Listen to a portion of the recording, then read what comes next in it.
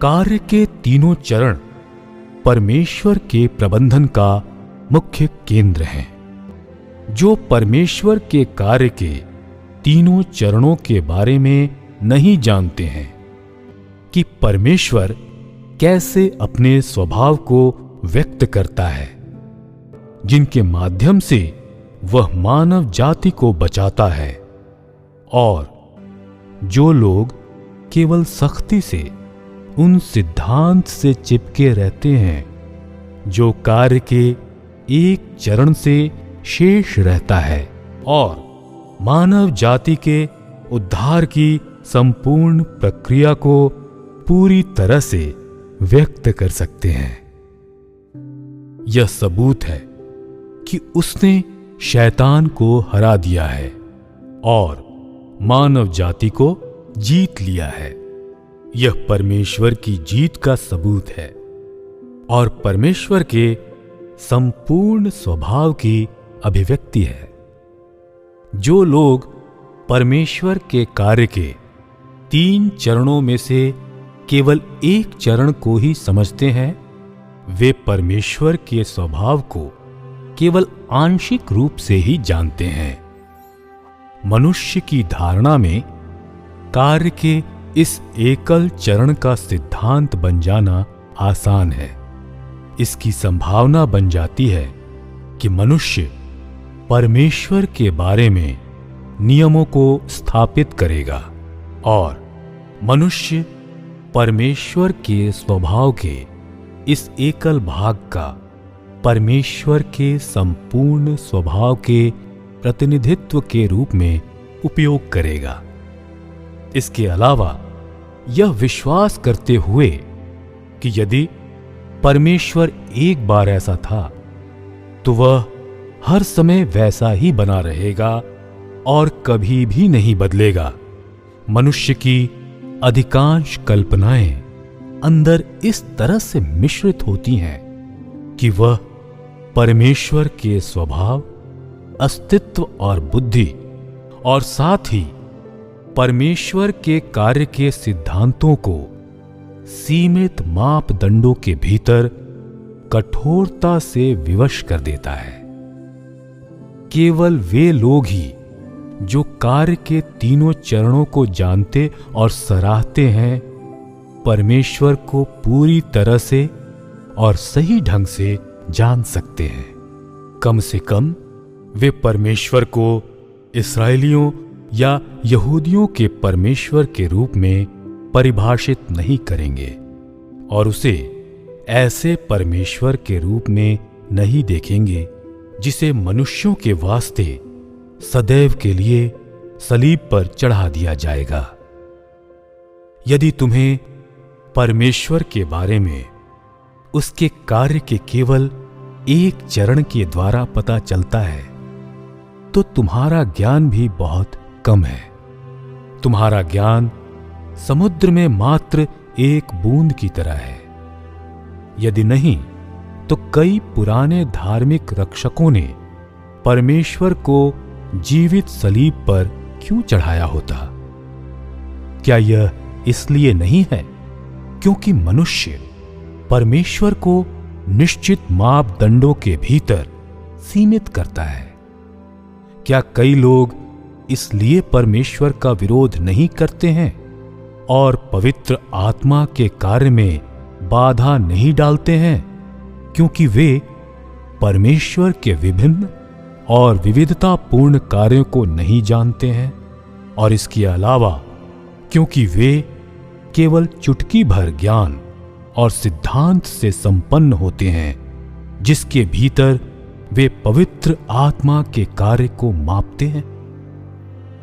यद्यपि इस प्रकार के लोगों का अनुभव केवल सतही होता है, किंतु वे घमंडी और आसक्त प्रकृति के होते हैं और वे पवित्र आत्मा के कार्य को अवमानना से देखते हैं, पवित्र आत्मा के अनुशासनों की उपेक्षा करते हैं और इसके अलावा पवित्र आत्मा के कार्यों की पुष्टि करने के लिए अपने पुराने तुच्छ तर्कों का उपयोग करते हैं।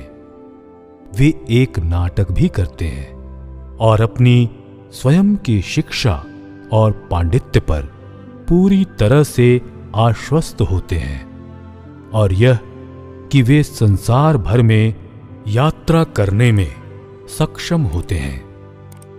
क्या ये ऐसे लोग नहीं हैं जो पवित्र आत्मा के द्वारा तिरस्कृत और अस्वीकार किए गए हैं? और क्या ये नए युग के द्वारा हटा नहीं दिए जाएंगे?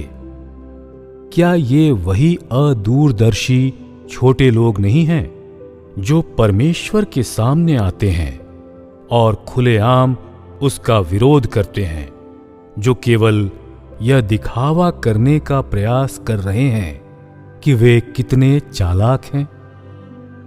बाइबल के अल्प ज्ञान के साथ वे संसार के शैक्षणिक समुदाय में पैर पसारने की कोशिश करते हैं। लोगों को सिखाने के लिए केवल सतही सिद्धांतों के साथ वे पवित्र आत्मा के कार्य को पलटने का प्रयत्न करते हैं और इसे अपने ही स्वयं के विचारों की प्रक्रिया के चारों ओर घुमाते रहने का प्रयास करते हैं और अदूरदर्शी की तरह हैं।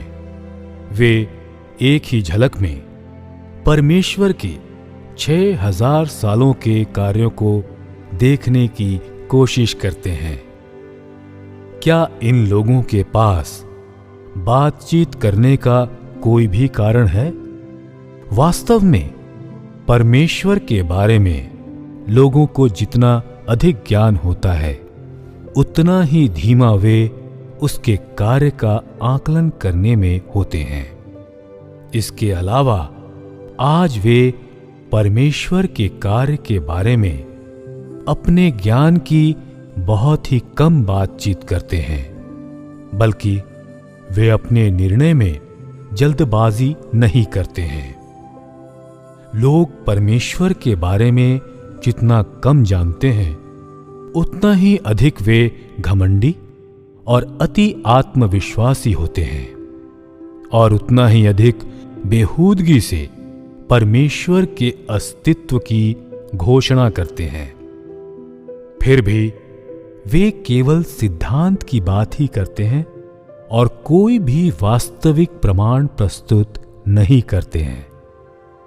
इस प्रकार के लोगों का कोई मूल्य नहीं होता है। जो पवित्र आत्मा के कार्य को एक खेल की तरह देखते हैं, वे ओछे होते हैं। जो लोग पवित्र आत्मा के नए कार्य का सामना करते समय सचेत नहीं होते हैं, जो अपना मुंह चलाते रहते हैं, वे आलोचनात्मक होते हैं। जो पवित्र आत्मा के धर्मी कार्यों को इनकार करने की अपनी प्राकृतिक सहज प्रवृत्ति पर लगाम नहीं लगाते हैं और उसका अपमान और ईश निंदा करते हैं, क्या इस प्रकार के असभ्य लोग पवित्र आत्मा के कार्य के बारे में अनभिज्ञ नहीं रहते हैं? इसके अलावा क्या वे अभिमानी, अंतर्निहित रूप से घमंडी और अशासनीय नहीं है? भले ही ऐसा दिन आए जब ऐसे लोग पवित्र आत्मा के नए कार्य को स्वीकार करें, तब भी परमेश्वर उन्हें सहन नहीं करेगा। न केवल वे उन्हें तुच्छ समझते हैं जो परमेश्वर के लिए कार्य करते हैं, बल्कि स्वयं परमेश्वर के विरुद्ध भी ईश निंदा करते हैं। इस प्रकार के उजड्ड लोग न तो इस युग में और न ही आने वाले युग में क्षमा किए जाएंगे और वे हमेशा के लिए नरक में सड़ेंगे। इस प्रकार के असभ्य आसक्त लोग परमेश्वर में भरोसा करने का दिखावा करते हैं और जितना अधिक वे ऐसा करते हैं, उतना ही अधिक उनकी परमेश्वर के प्रशासकीय आदेशों का उल्लंघन करने की संभावना होती है।